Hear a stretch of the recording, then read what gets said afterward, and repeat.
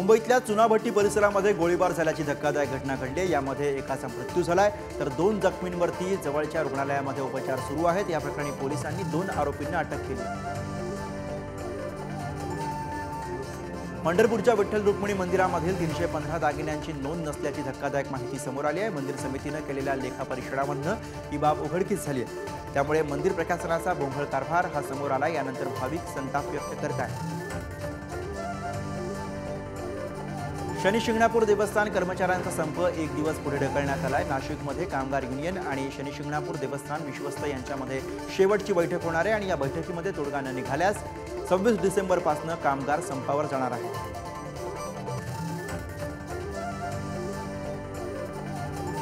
निरंकारी सद्गुरू माता सुदीक्षाजी महाराज आणि निरंकारी राजपिताजी यांच्या प्रमुख उपस्थितीमध्ये नागपूरमध्ये 57व्या निरंकारी संत समागमाचं आयोजन 26 डिसेंबर ते 28 जानेवारी या दरम्यान मिहानच्या मैदानावरती करण्यात आलंय। दरम्यान पूर्वतयारीसाठी याचा उद्घाटन सोहळा उत्साहामध्ये संपन्न झाला।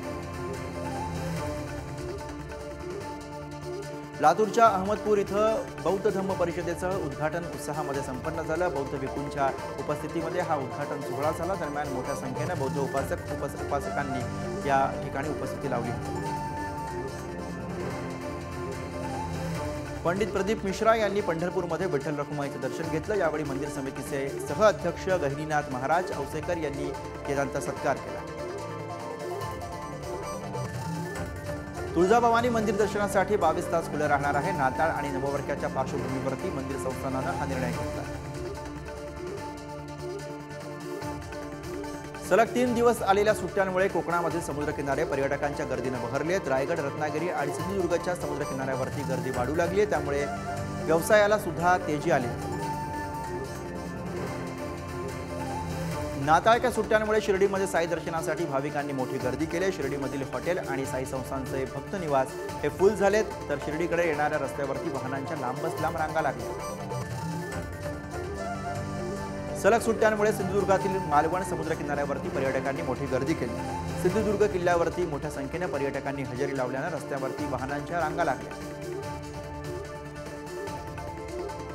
सलगच्या सुट्ट्यांमुळे पुणे बंगळुरू महामार्गाच्या आनेवाडी टोलनाक्याजवळ वाहनांच्या लांबच लांब रांगा लागल्या होत्या। टोलनाक्याजवळ तब्बल 3 ते 4 किलोमीटरपर्यंत वाहनांच्या रांगा होत्या। सलग सुट्ट्यांमुळे लोणावळा शहरामध्ये पर्यटकांनी मोठी गर्दी केली। लोणावळ्यामधील सर्व हॉटेल्स फुल झाली आहेत। जवळपास 50 ते 60 हजार पर्यटक लोणावळ्यामध्ये दाखल झाले। नाताळ आणि नववर्षाच्या स्वागतासाठी पर्यटकांनी महाबळेश्वरला पसंती दिली आहे। कालपासूनच पर्यटक महाबळेश्वरमध्ये दाखल होत असल्यानं शहरामध्ये गर्दी वाढली। मनोज जरांगे यांनी सरकारला दिलेला अल्टिमेटम आज संपणार आणि या अगोदरच काल बीडमध्ये जरांगेंनी चलो मुंबई म्हणत आंदोलनाची पुढची दिशा स्पष्ट केली। मराठा समाजाला 10 जानेवारीपर्यंत आरक्षण देता येईल असा दावा माजी खासदार हरिभाऊ राठोड यांनी केलाय। 57% मराठा समाजाला आरक्षण देता येईल, त्यामुळे ओबीसी आरक्षणाला धक्का लागणार नाही असा दावा त्यांनी केला। सर्वोच्च न्यायालयाने मराठा आरक्षणासंदर्भामध्ये क्युरेटिव्ह पिटिशन स्वीकारले। त्यानंतर 24 जानेवारीला सुनावणी होणार आहे तर सर्वोच्च न्यायालयामध्ये आरक्षण टिकणार असा विश्वास विनोद पाटलांनी व्यक्त केला। सुप्रीम कोर्टाने क्युरेटिव्ह पिटिशन दाखल करून घेतल्याने मुख्यमंत्र्यांनी न्यायालयाचे आभार मानले। तसंच राज्य सरकार मराठा समाजाच्या बाजूने भक्कमपणे उभं असून आरक्षणासाठी सर्वतोपरी प्रयत्न करणार असल्याचं त्यांनी म्हटलं। मनोज जरांगे यांच्यावरती आमरण उपोषणाची वेळच येणार नाही अशी प्रतिक्रिया मुख्यमंत्री एकनाथ शिंदे यांनी पुढारी न्यूजशी बोलताना दिली आहे। मराठा आरक्षणाचं आश्वासन पूर्ण करणारच अशी ग्वाही त्यांनी दिली आहे। मराठा आरक्षणासाठीचा 5व्या टप्प्यातील दौरा आटपून मनोज जरांगे संभाजीनगरच्या गॅलेक्सी रुग्णालयामध्ये दाखल झालेत। प्रकृती अस्वास्थ्यामुळे उपचार घेण्यासाठी ते रुग्णालयामध्ये पोहोचले। सुप्रीम कोर्टाने क्युरेटिव्ह पिटिशनवरती 24 जानेवारीला सुनावणी घेणार असल्याचं सांगितलंय। त्यामुळे 100% आरक्षण मिळणार असून जरांगेंना मुंबईला येण्याची वेळ येणार नसल्याचं मंत्री गिरीश महाजन यांनी म्हटलं। कुणबी दाखले देण्यासाठी हजारो रुपयांची मागणी करण्यात येत असल्याची क्लिप व्हायरल झाली आहे आणि दरम्यान प्रशासनाने ही क्लिप पडताळून संबंधितांवरती कारवाई करावी। मुंबईच्या डबेवाले संघटनेच्या सुभाष देसाईंनी ही मागणी केली। काँग्रेसचे आमदार सुनील केदार यांची आमदारकी रद्द करण्यात आली आहे। नागपूर जिल्हा बँक घोटाळ्याप्रकरणी केदार यांना 5 वर्षांची शिक्षा सुनावण्यात आली। भाजपकडून सत्तेचा गैरवापर सुरू आहे। सुनील केदारांच्या आमदारकीवरून नाना पटोलेंनी भाजपवरती हल्लाबोल केला। मकाऊमधील व्हिडिओशी सुधाकर बडगुजर यांचा काहीही संबंध नाही। तो व्हिडिओ त्यांनी दिला नव्हता असं स्पष्टीकरण संजय राऊत यांनी दिलंय। मकाऊचा व्हिडिओ कुठून आला आहे भाजपवाल्यांनी एकमेकांनाच विचारावं असं राऊत यांनी म्हटलं। सलीम कुत्ता कोणाच्या सहीवरती बाहेर आला असा सवाल संजय राऊत यांनी केलाय। 2016ला गृहमंत्री कोण होतं असा सवाल करत फडणवीसांवरती निशाणा साधला। सुधाकर बडगुजर यांचा व्हिडिओ व्हायरल होत असलेली पार्टी भाजप पदाधिकाऱ्यांना आयोजित केली होती असा आरोप संजय राऊत यांनी केलाय। व्यंकटेश मोरे असं त्या पदाधिकाऱ्याचं नाव असून त्याच्यावर सुद्धा कारवाई करण्याची मागणी त्यांनी केली। देवेंद्र फडणवीस गृहमंत्री झाल्यावरच नागपूरमध्ये गुन्हे कसे वाढतात असा खोलसक टोला खासदार सुप्रिया सुळे यांनी फडणवीसांना लगावला। आगामी निवडणुकांचं रणशिंग श्रीरामाच्या भूमीतून फुंकावं अशी ठाकरेंची इच्छा होती। त्यामुळेच 23 जानेवारीला नाशिकमध्ये ठाकरेंच्या शिवसेनेचं महाशिबिर भरणार आहे असं वक्तव्य संजय राऊत यांनी केलं। 2.5 वर्षामध्ये जी घाण करून ठेवली आहे ती आम्ही स्वच्छ करत असल्याची टीका मुख्यमंत्री शिंदेंनी उद्धव ठाकरेंवरती नाव न घेता केली आहे। तसंच पालिकेमधील घोटाळ्याचा आरोप करणाऱ्यांनीच पालिकेच्या तिजोरीवरती दरोडा टाकल्याची टीका त्यांनी आदित्य ठाकरे यांच्यावर केली। आदित्य ठाकरेंना मुख्यमंत्री घाबरतात असं राऊत यांनी म्हटलंय। 2024ला कुणाची घाण साफ होतेय हे कळेल असा टोला सुद्धा राऊतांनी लगावला। कृषी मंत्री धनंजय मुंडे यांना कोरोनाची लागण झाली आहे। यावेळी डॉक्टरांच्या सल्ल्यानं घरीच उपचार सुरू आहेत। यापूर्वी सुद्धा त्यांना 2दा कोरोनाची लागण झाली होती। कोरोनाचा नवा व्हेरिएंट सौम्य आहे, पण नागरिकांनी काळजी घेऊनच गर्दीच्या ठिकाणी जावं असं आवाहन आरोग्यमंत्री तानाजी सावंत यांनी नागरिकांना केलं। पनवेलमध्ये 2 कोरोनाबाधित रुग्ण आढळले आहेत। दोन्ही रुग्ण हे 30 ते 40 वर्ष वयोगटातील आहेत।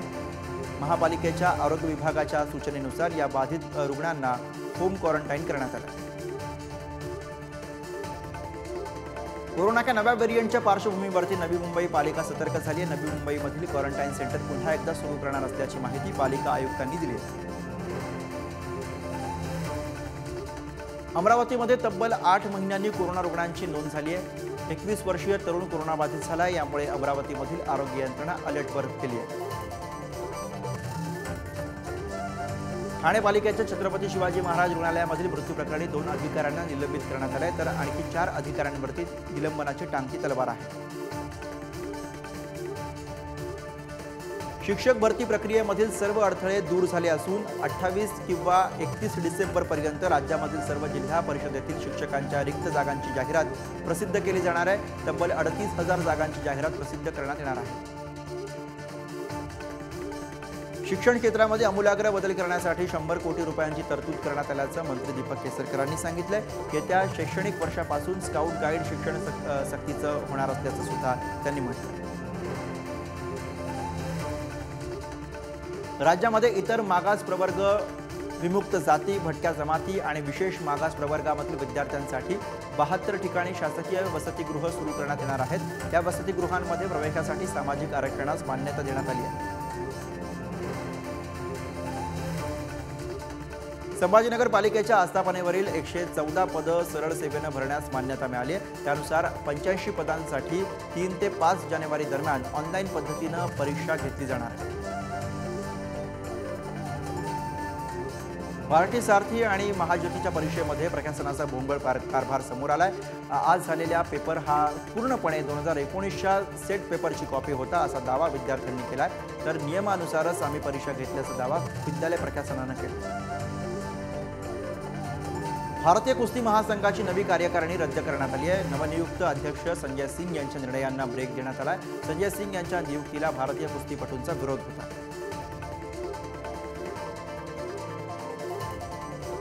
गोल प्रशिक्षक जसप्रीत सिंग ग्रेवाल यांना द्रोणाचार्य पुरस्कार जाहीर करण्यात आला। हा पुरस्कार मिळवणारे ते पहिले गोल प्रशिक्षक ठरले। भिवंडीमध्ये गौतमी पाटीलच्या डान्सच्या कार्यक्रमाचं आयोजन करण्यात आलंय आणि यावेळी गौतमीला बघण्यासाठी चाहत्यांनी मोठ्या संख्येने गर्दी केली। वाशिमच्या गोहगाव हाडे गावामधील विद्यार्थ्यांना पैनगंगा नदीच्या पात्रामधून धोकादायक प्रवास करावा लागतोय। रस्त्याचा अभाव आणि पैनगंगा नदीवरती पूल नसल्यामुळे विद्यार्थ्यांना ही कसरत करावी लागते। पुलाची मागणी मान्य न झाल्यास ग्रामस्थांनी आंदोलनाचा इशारा दिला। ईशान्य मुंबईचे खासदार मनोज कोटक यांच्या वाढदिवसानिमित्त विक्रोळी कदमवार नगरमध्ये मोफत आरोग्य शिबिराचं आयोजन केलं होतं आणि यावेळी मोठ्या संख्येने नागरिकांनी या आरोग्य शिबिराचा लाभ घेतला।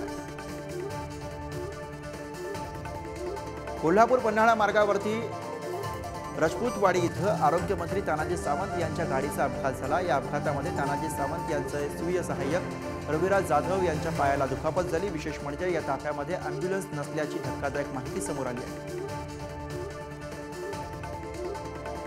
शेजारचा रूम विकत नाही म्हणून एका व्यक्तीनं घरात अतिरेकी असल्याचा फेक कॉल पोलिसांना केला। मुंबईच्या बोरिवली परिसरामधला हा प्रकार आहे। आरोपीनं दारूच्या नशेमध्ये पोलिसांना कॉल केल्याचं उघड झालं। अवैधरित्या बाळगलेल्या 2 तलवारी जालना बाजार पोलीस ठाण्याच्या डीबी पथकानं जप्त केल्यात। पाणवेशजवळील कुंभार गल्ली भागामध्ये पोलिसांनी ही कारवाई केली। पोलिसांनी त्यांच्याकडील बाईक आणि कागदपत्र सुद्धा जप्त केले। रायगडमध्ये स्फोटक वाहतूक करणारा टेम्पो पोलिसांनी पकडला। यावेळी पोलिसांनी 1,500 किलो जिवंत जिलेटिन आणि 70 किलो डिटोनेटर जप्त केले। यात तर 3 जणांना या प्रकरणामध्ये अटक करण्यात आली।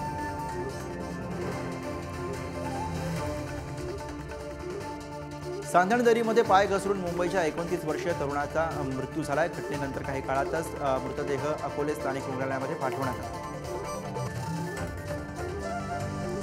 इस्रायल आणि हमास यांच्यामधील युद्धाची झळ थेट नाशिकच्या निर्यातक्षम द्राक्ष वाहतुकीला बसली आहे। युरोपपर्यंत पोहोचण्यासाठी सुमारे 15 दिवसांचा विलंब लागणार असल्यानं त्यांचा परिणाम हा भारतातून युरोपियन देशांमध्ये होणाऱ्या द्राक्ष निर्यातीवरती झाला। नाफेडची कांदा खरेदी केंद्रे आणखी वाढवण्यात येणार आहेत। नुकसान भरपाईची रक्कम सुद्धा लवकरच शेतकऱ्यांच्या खात्यावरती जमा होईल असं केंद्रीय अर्थ राज्यमंत्री भागवत कराड यांनी सांगितलं। एका अज्ञात माथेफिरून शेतकऱ्याच्या 2000 गड केळींचं नुकसान केलं। जळगाव जिल्ह्याच्या यावल तालुक्यामधील अठरावल या गावातील ही घटना आहे। यामुळे शेतकऱ्याचं 2.5 लाखांचं नुकसान झालं। नांदेड जिल्ह्यामध्ये हळद पिकावरती मोठ्या प्रमाणामध्ये करपा रोगाचा प्रादुर्भाव झाल्याचं दिसतंय। त्यामुळे हळद उत्पादक शेतकरी अडचणीत सापडलाय। करपा रोगामुळे उत्पादन कमी होण्याची शक्यता आहे। नोव्हेंबर महिन्याच्या अखेरीस झालेल्या अवकाळी पावसाचा अमरावती जिल्ह्यामधील 3 लाख शेतकऱ्यांना फटका बसला। यामुळे 1,85,000 हेक्टरवरील पिकांचं मोठ्या प्रमाणावरती नुकसान झालं।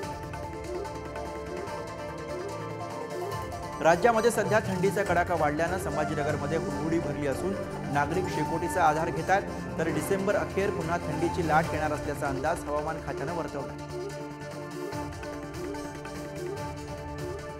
जालना शहरासह जिल्हाभरामध्ये तापमानाचा पारा घसरल्यानं वातावरणामध्ये गारवा निर्माण झालाय। थंडीच्या बचावासाठी गावकरी शेकोटीचा आधार घेत आहेत।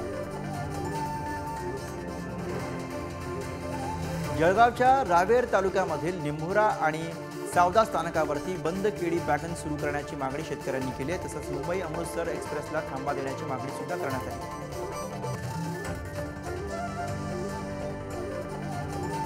बुलढाण्याच्या हिंगणा काजी गावामधील शेतकऱ्यांना शेतामध्ये गहू कपाशी तूर पिकांसह गांजाच्या झाडाची सुद्धा लागवड केली होती। पोलिसांनी गुप्त माहितीच्या आधारे कारवाई करत 2 क्विंटल गांजा जप्त केला।